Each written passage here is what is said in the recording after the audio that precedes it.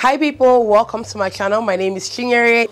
Today we're going to be talking about something very interesting, and that is basically improving the quality of our lives as women in whatever role or roles that we play. I'm also going to talk about a couple of things that I think are important for us to do if we're trying to attain that premium level of the homemaker, wife, mother, career woman, whatever numerous roles that you juggle as a woman. I'm not in any way saying that there are times that I don't fall short, but you know how you know the things that you're supposed to do, but you don't do this. You maybe lack discipline, you just don't have the energy, you just prioritize other things over some other things. And so the number one thing is delegation.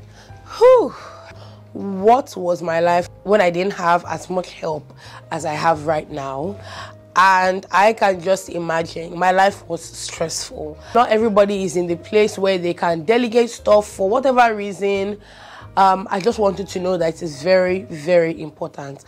And it's very easy to say, oh, I don't want someone else coming into my life to kind of disrupt the pattern of things. But let me tell you, when you get someone that's able to take off something from your to-do list and they do it well, or they do it, well to an extent, you cannot imagine how relieving it will be until you actually try it out. I have a couple of friends who say, oh, I don't want to get someone to help me. I've been there. I'm very finicky. I'm very particular about the way I want things run in my home. And it was a bit of a problem because sometimes I just think if I bring someone in, can they do things the way I want to do it? You're making it a system where you always have to be there for things to run. And that means if you're not there or you're just indisposed, things will not run like they should. It's the same thing with running a business. You want to grow and run a business in a way that even when you are not available, things can still work, things can still move, sales can still run. Everything may not run in tip-top shape, but at least a couple of things will still be able to be done even when you are absent. Running a home is serious work. If you're doing it and you're doing it well, and you're trying as much as you can to balance your life with other things, it is a lot of work.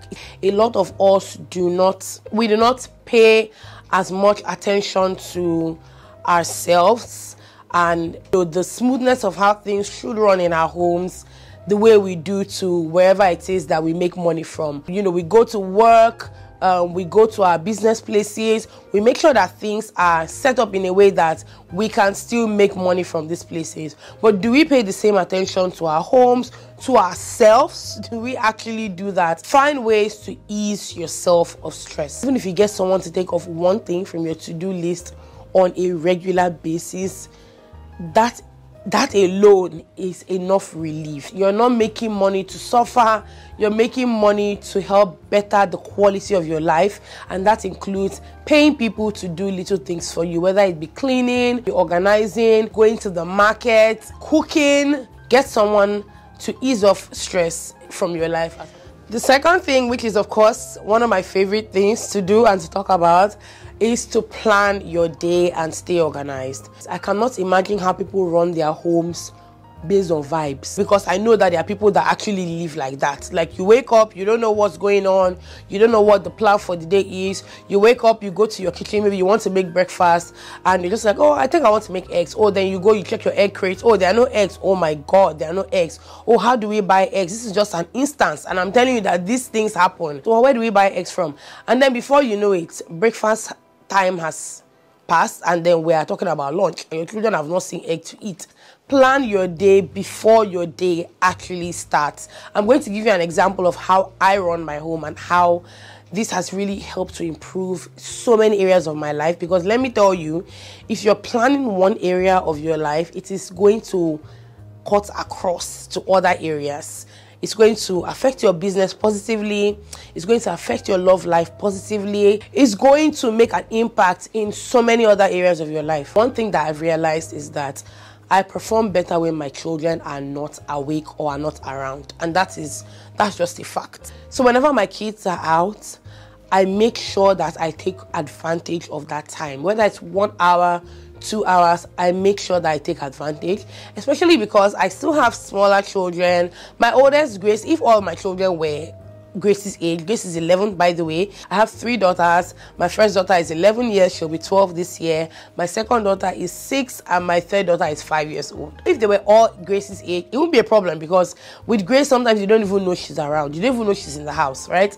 But the smaller ones will always come around, and there's like a constant call for attention, and they want you to talk to them. They have things to say to you. They have some requests to be made. So I noticed that I perform a lot better when they are not around, because like my head is clear. So I always like to take advantage of the situation. What I do every single day is I try as much as I can to plan my day the previous night, right? So what I do is that I make sure to get dinner started very early. Dinner starting really literally starts from my mornings. So I must have made sure that everything is set for dinner.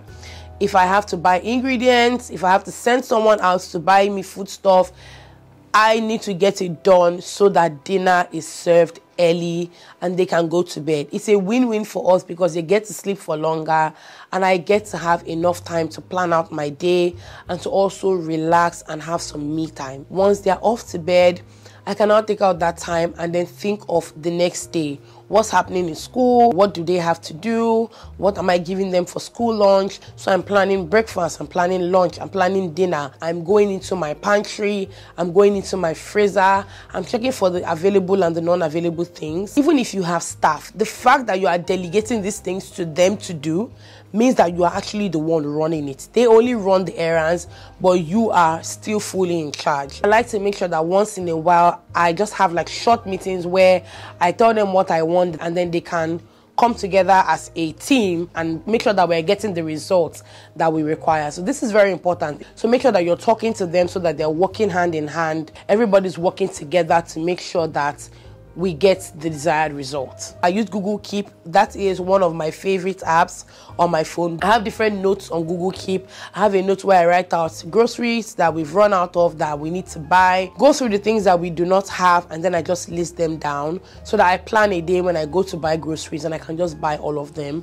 Now, as I'm doing this, I'm planning lunch, I'm planning dinner for the next day, and I'm making a note of the things that we need to buy so that we don't do all of these things last minute. And then I just go around and I try to figure out the things that I need to get done for the next day. Now I sit at my table, and that's why I said, if you are running a home, I feel like you need to have a small work table. My work table is not here just for the work I do. But if you go through my to-do list on my table, a lot of the things there are things that I need to do for my children, either for school or things I need to cook or supplies that we need. So I would always sit down at my table. If I have newsletters from school, I go through their newsletters. If I do this during the day, I don't remember anything, especially when my children are around. If I've gotten text messages from their schools, I go through it, I make notes, I mark dates in my calendar for school events or whatever, settle down, write out to-do lists, write the things that my nanny is supposed to do the next day. So I would go around my house. If there are things that need to be washed, I just make a note of it. Things that need to be cleaned, things that need to be restocked. I tell her, these are the things that I need you to get done tomorrow when you come. You need to buy this, you need to buy that, you need to do this, you need to do that. This place needs to be cleaned. And I do that and I feel so good.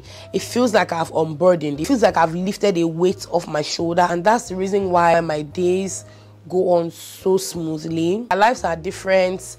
Our circumstances are different. It will not be the same for everybody, but I'm telling you that even if you do this little when it comes to planning your day, you will definitely see how much it will help you in the long run. Start with getting a notepad. Get sticky notes, right? Get sticky notes. Write down things. If something comes to mind, write it down. Download Google Keep, get Google Calendar, and you would see how much your life will improve by just doing this little thing. The third tip I'm going to mention is to look good. Please take out time for yourself. You deserve it. Find time to get a pedicure. Get your hair done. You don't have to braid your hair. Let your cornrows be neat. Anything that you're doing, your children are watching you. There was this evening, I just finished making dinner. the girls had, they had gone to have their bath, and then when it was time for them to go to bed, they would always come, they would look for me wherever I am to kiss me goodnight. And I was in the kitchen, and my youngest, Victoria, came up to me, and I had to bend down because I was by the kitchen sink. So I bent down to kiss her. And when I bent down to kiss her, she kissed me, said, "Mommy, good night." She said, "You smell so good. You always smell good."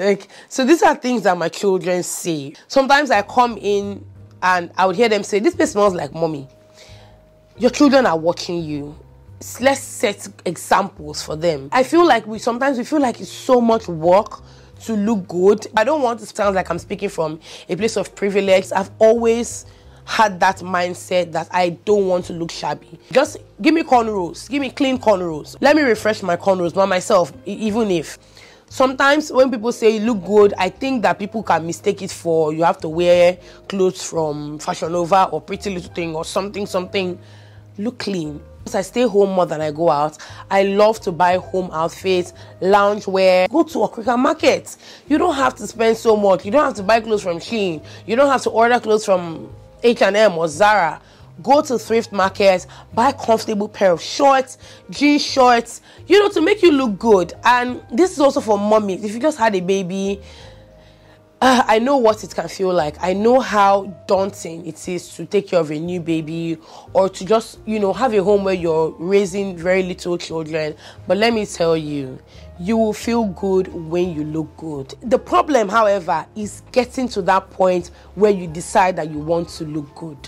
I personally love to wear shorts, right? I love to show off my legs. Loungewear, joggers, leggings, which are very comfortable. You can wear leggings and a t-shirt, have your hair neatly done.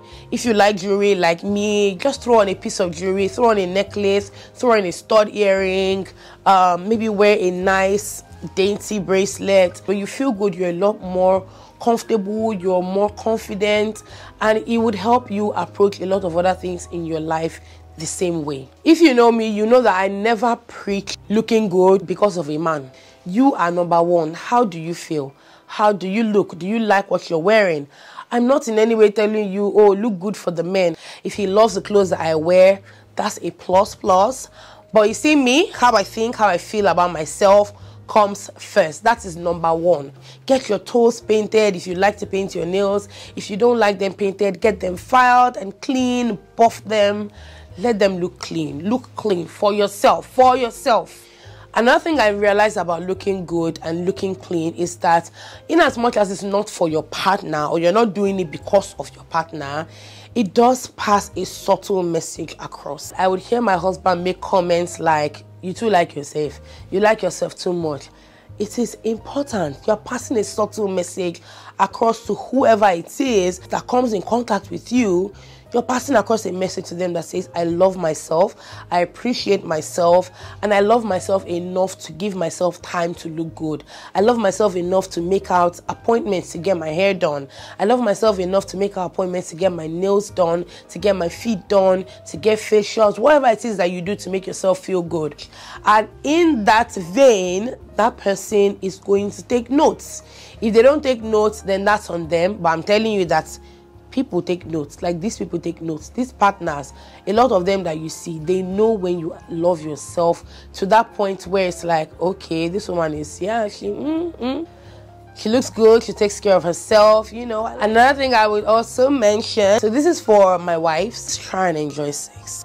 I remember having a conversation with my friends, and we're talking about how a lot of times, because of how libidos can be very imbalanced, and you might have a husband who has a higher libido, a wife with a lower libido, or vice versa, and then one person is always just giving. I think I mentioned it in a video that I did with my husband, where it's just like, okay, I'm just going to have sex with you because I don't want you to feel like you are not wanted, or I don't want you to feel rejected.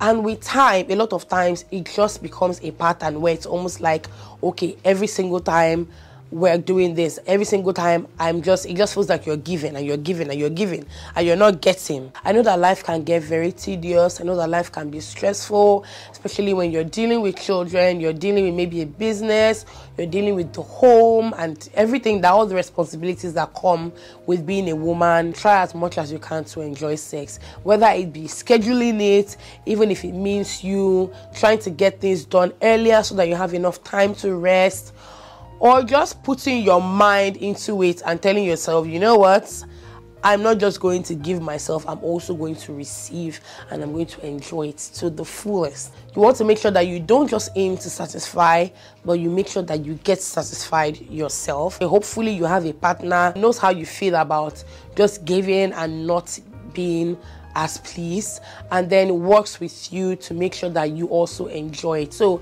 this is also very important. This is also going to boost the quality of your life. That is why I mentioned it in this video. This is a message not just for you, but also for me, because like I said, these are things that sometimes I fall short of, but I know that they are necessary. So I'm taking notes from myself as well.